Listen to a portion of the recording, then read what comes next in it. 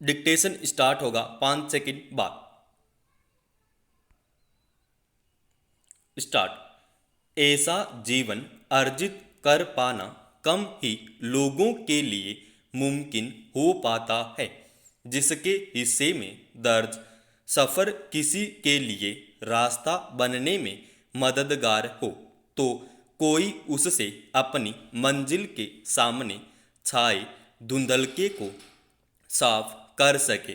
दिलीप कुमार एक ऐसी ही शख्सियत थे जिन्हें भारतीय फिल्मों के अभिनय के बादशाह के तौर पर जाना जाता रहा, मगर इसके समांतर वे इतने ही बेहतरीन और सलीके वाले शख्स थे ज्यों अपने लंबे सफ़र में उन्होंने जो मुकाम हासिल किए वे यह बताने के लिए काफ़ी हैं कि किसी कोने में छिपी काबिलियत जब अपने कदम बढ़ा देती है तो उसकी राहों में खड़ी होने वाली अड़चनें अपनी आप साफ होती चली जाती हैं। दिलीप कुमार ने जब फिल्मी दुनिया में अपने कदम रखे थे तब शायद उन्होंने सोचा भी नहीं होगा कि आने वाले वक्त में वे न सिर्फ एक बेहतरीन कलाकार के तौर पर जाने जाएंगे बल्कि सिनेमा का सरताज मानी जाने वाली शख्सियतें भी उन्हें एक संस्था की शक्ल में याद करके इज्जत बख्शेंगी। गौरतलब है कि बुधवार को 98 साल की उम्र में दिलीप कुमार ने आखिरी सांस ली, लेकिन फिल्मी दुनिया में प्रतिभा और कामयाबियों की समांतर अपनी जिंदगी में हासिल सम्मान के साथ अब वे हमेशा के लिए एक दर्ज हो चुके अध्याय के तौर पर जाने जाएंगे। यह बेवजह नहीं है कि उनके निधन के बाद यह कहा जा सकता है कि उनका जाना दरअसल भारतीय सिनेमा के एक युग का अंत है। दरअसल दिलीप कुमार उर्फ यूसुफ खान के पिता मुंबई में फलों के कारोबारी थे और वे भी उसी में अपनी जमीन बना रहे थे, लेकिन महज संयोग से उनकी मुलाकात बॉम्बे टॉकीज की मालकिन देविका रानी से हुई और वहीं से वे दिलीप कुमार भी बने और अपने फिल्मी सफ़र की कहानी की शुरुआत भी की। पहली ही फिल्म ज्वार भाटा के जरिए उनकी काबिलियत की पहचान कई मशहूर फिल्म निर्माताओं को हो गई और उसके बाद उनके लिए रास्ता सिर्फ आगे बढ़ने का था। अपने 6 दशक लंबे कैरियर में उन्होंने 63 फिल्मों में काम किया, लेकिन इस दौरान अभिनय और कला को उन्होंने जो मायने दिए और परिभाषा दी वह अब सिनेमा की दुनिया में एक दस्तावेज के तौर पर हमेशा सुरक्षित रहेगा। उनके ज़्यादातर समकालीन मशहूर कलाकार जहां अदाकारी की एक खास शैली की वजह चर्चित हुए, वहीं दिलीप कुमार ने अपने अभिनय में जितने आयाम पेश किए उसने उनके काम के दायरे को नया विस्तार दिया। हर किरदार में डूब जाने के उनके सलीके को इस तरह समझा जा सकता है कि कोहिनूर में सिर्फ एक गाने में सितार बजाने की भूमिका के लिए उन्होंने सितार सीखने में लंबा वक्त दिया, तो नया दौर में तांगा चलाने के दृश्य को ठीक से करने के लिए उन्होंने तांगा चलाने वालों से बाकायदा उसका प्रशिक्षण लिया।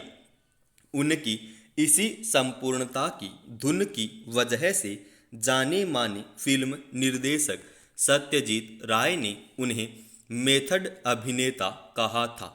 दूसरी ओर प्रेम में दिल टूटने के दुख को पर्दे पर समूची संवेदना के साथ उतार देने के चलते उन्हें ट्रेजेडी किंग का भी खिताब मिला।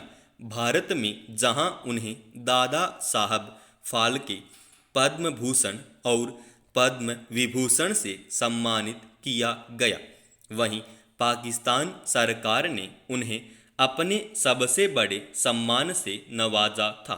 उनकी ख्याति, सम्मान और स्वीकार्यता का अंदाजा इससे लगाया जा सकता है कि उनकी मौत की खबर ने जहां भारत में अमूमन हर सामाजिक सरोकार रखने वाले को मायूस कर दिया, वहीं दुनिया के कई हिस्सों के साथ साथ पड़ोसी देश पाकिस्तान में भी उन्हें इतनी ही इज्जत के साथ याद किया गया।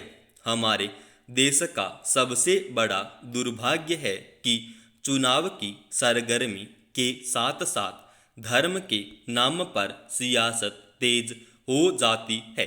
सर्वधर्म समभाव का पालन करने वाले इस देश की आत्मा को हिंदू मुसलमान के नाम पर बांटने की कोशिशें रुकने का नाम नहीं लेती हैं।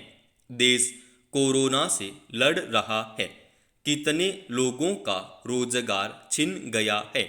लगातार बढ़ती महंगाई ने जीवन स्तर को नीचा कर दिया है। सामान्य नागरिक की परेशानियों का कोई अंत नहीं है, लेकिन ये नेताओं के चुनावी मुद्दे बनने की सामर्थ्य नहीं रखते हैं।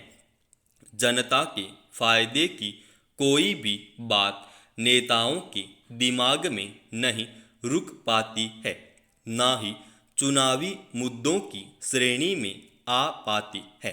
सालों से हिंदू मुसलमान के बीच की खाई इन नेताओं का प्रिय चुनावी मुद्दा बनती रही है और कुर्सी हथियाने की दौड़ में एक सफल रणनीति बनी हुई है। राजनेता शब्द लिखते हुए मुझे शर्म आती है उन लोगों के लिए जो आज भी धर्म के नाम पर देश को बर्बाद करने की कोशिशों में जी जान से लगे हुए हैं। एक राजनीतिक पार्टी के कर्णधार तो आए दिन फर्जी वीडियो वायरल करवाने में अपना सारा समय नष्ट कर रहे हैं। अपने बलबूते पर जीवन में कुछ भी न कर पाने वाले नेता पैतृक संपत्ति की तरह कुर्सी को अपनी धरोहर समझते हैं। धर्म के विषय में इन्हें इतनी ही जानकारी है कि इसको आधार बनाकर हिंदुस्तान में आज भी कुर्सी तक की दौड़ आसान हो जाती है। इन्हें किस तरह समझाया जाए कि यह नया हिंदुस्तान है जिसने अस्त व्यस्त स्वास्थ्य सेवाओं के साथ कोरोना से लड़ाई लड़ी है और जीत की ओर बढ़ रहा है। इस देश में जितने शौक से हिंदी बोली जाती है, उतनी ही तहजीब से उर्दू को भी बोला और समझा जाता है।